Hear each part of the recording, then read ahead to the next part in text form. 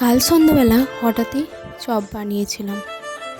আসলে বড়মশাই এগুলো খেতে খুব ভালোবাসে।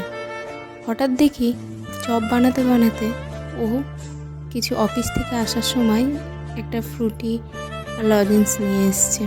আসলে ও এই গিফটগুলো আমাকে দিতেই থাকে। চপ বানানোর পর যে বেসনটা বেঁচে গিয়েছিলো সেই বেসনে ও আমাকে বললো যে দাও একটু পাওভাজি করে দিই। ও আমাকে পাওভাজি করে খাইয়েছিল।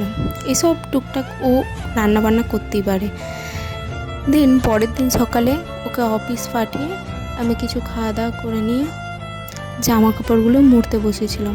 জামা কাপড়গুলো মুড়ে একটু গুছিয়ে নিচ্ছিলাম, কারণ আমাকে ব্যাগ প্যাক করতে হবে। আর 2 সপ্তাহ আমি এখানে থাকবো, এরপর আমি ওখানে চলে যাব। ওখানে তোমার 7 মাস থাকবো, বেবি 5 মাসের হবে, তারপর আমি এখানে আবার আসবো।